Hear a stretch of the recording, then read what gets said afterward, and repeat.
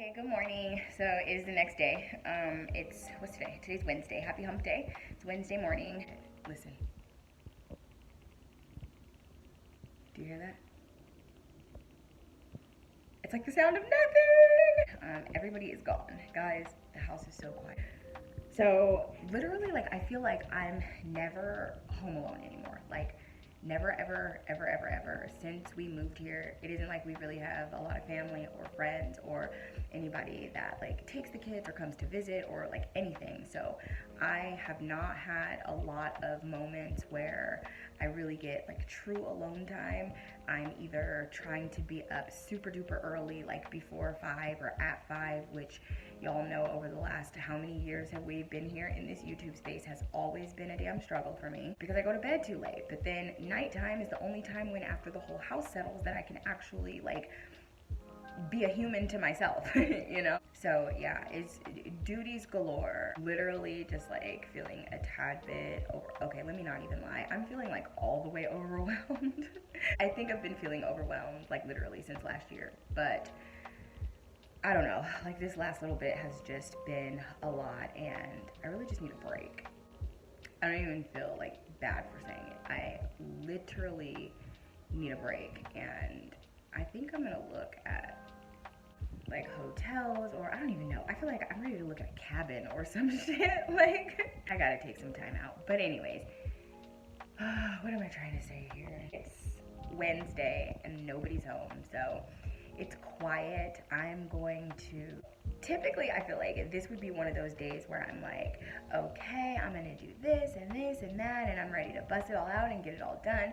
And as you guys know, today is Wednesday, so that's like my bust it day, you know, my just day, whatever. But I'm kind of thinking today that in the essence of all this silence, like I want to do literally nothing. I feel like that's been the theme for a while. Addie doesn't want to do anything. I've been doing a lot, and I don't want to do anything today.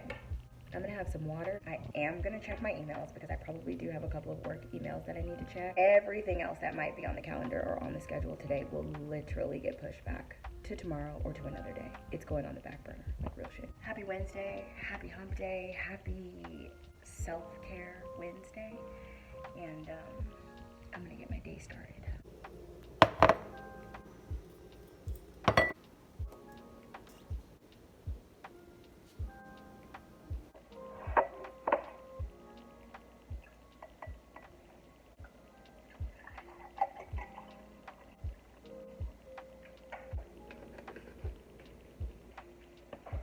I just go in my room for a second to go and grab something, and I had my door open and literally like 4 fucking pigeons were just chilling on the floor in my room. As soon as I walk in, I don't know if you guys heard me, I was like, oh hell no.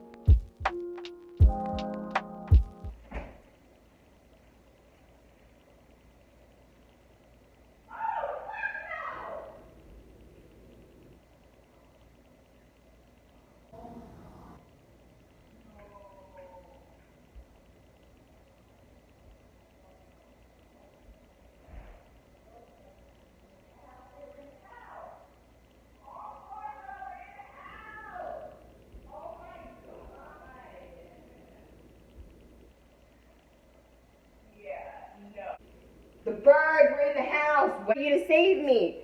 Where were you to save me? Oh my God. And they all scurried out and ran outside. Y'all, I don't like birds. Anybody that knows me knows that I don't freaking do birds, okay? I am not a bird person. Birds, I don't know why birds like literally scare me. Oh my God. Oh shit, they were right there in the house. These little pigeons around here are bold as hell. Look at him. Him and his little homies just in the house. I'm not okay. Like I literally walk in here and they were like right here, like sniffing around, whatever that is. Oh my gosh. For those of you that follow me on Instagram, you know that I am a borderline conspiracist. I've been into conspiracy type things quite literally for like 15 years. When I was 20, maybe 22 or 23 years old, me and my friends, we got really heavily into like the Illuminati and just like what it was. We started doing research about Freemasonry, and I was so intrigued that like literally my little studies into it kind of got like somewhat obsessive. I love research, like I love looking stuff up. Y'all know I have like 52 million notebooks. I like to take notes. Like I really just like to be knowledgeable about things, and like there's things that we saw way back then, like for example the Illuminati card game. Like I feel like me and my homegirl are still trying to get our hands on that game, but neither one of us want to like buy it our credit card or like we were always like, what if they find us? Even from that card game, it was like little things that began to sort of wake me up, if you will. So yes, I've been on top of all the conspiracies surrounding the CB and, you know, jabs and all that stuff.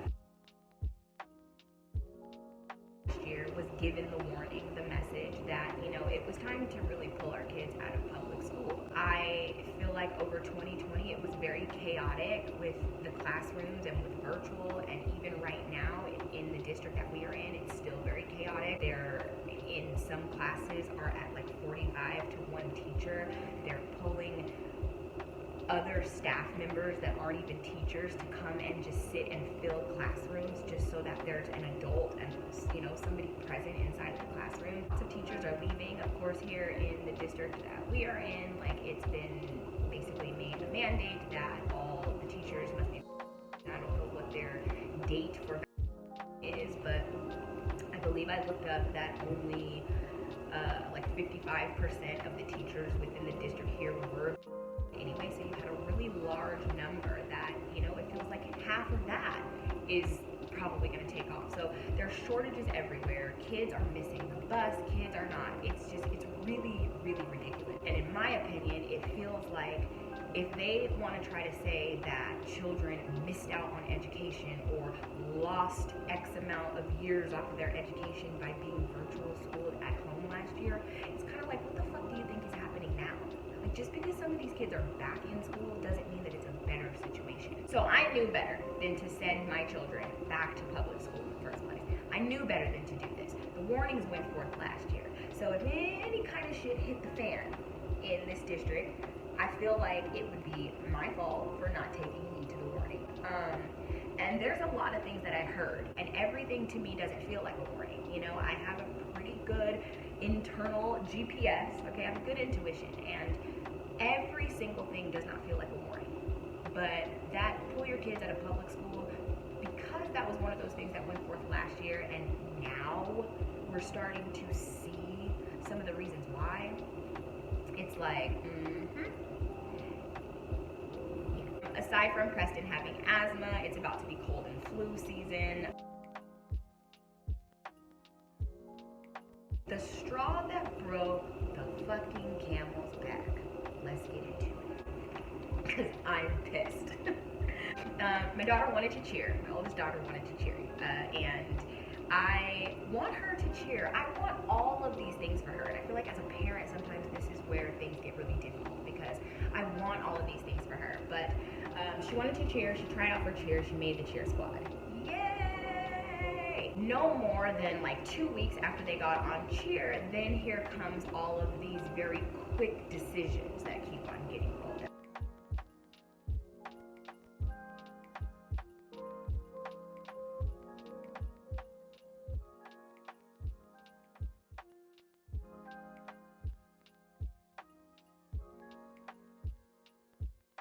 What you mean to tell me is you took a phone call from a student on their own cell phone.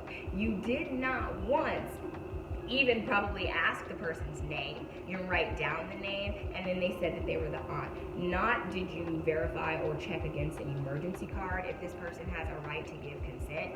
Not did you didn't fucking check anything. They checked nothing. So you basically let a random person verbally over the phone give you consent to COVID test my daughter, and now there's no parent guardian thing on file. So they didn't post her results because they don't have guardian consent. They were like, oh shit, okay, the coaches were like, this is a total fuck up. Yeah, it is. When I contacted the athletics director, he proceeded to tell me that he was instructed to protect risk management. Risk management.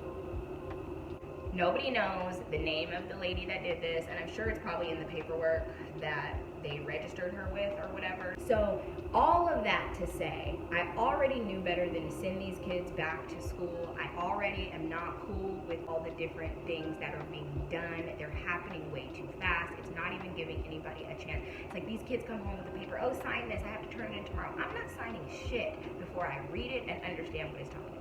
It's one of those things where if I needed any other reasons to know, like if I'm sitting here like, you know, should I take them out, should I not take them out, what should I do?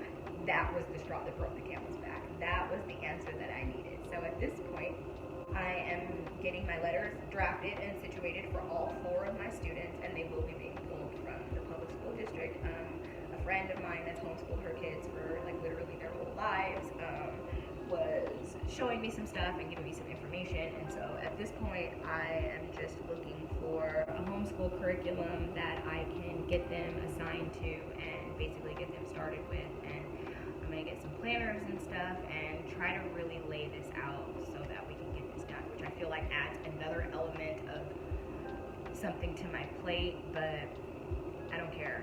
Like, I don't care. So yeah, that's the story. Anyway, drop me a comment below. Let me know what you think about that. Like, testing kids without parent or guardian consent, or without even doing the checks and balances. Like, now we just get on the phone and we just say okay to anybody. You just did everything and didn't even do anything. It could have been a friend. How many of you had a fucking friend call when you were in high school? Oh, sign me out. Oh, call and say that blah, blah, blah. Oh, forge my note for me because I ditched and I was absent yesterday. You feel me? Kids do that kind of shit. I'm sorry. So I'm not saying that my daughter was not in the wrong. She should have never been in there trying to take no damn test anyway after we had already had a discussion about her not wanting to cheer. Anyways, that just made this really long. I'm going to go ahead and leave that one there. It's Wednesday. I'm going to get ready for the rest of my day here, my self-care day. And I'm going to save that one for another video. Anyways, you guys, thanks for stopping by. Thanks for hanging out with me. Thanks for listening to me. Like at this point in life, I'm feeling really chatty and like I have no friends. So unfortunately, I just made you guys all my internet friends, and now you have to listen to all of my shit. So anyways, thanks guys. I will see you guys in the next video. And I hope that everybody has a wonderful day. Stay safe, stay healthy, your body, your choice. Bye guys.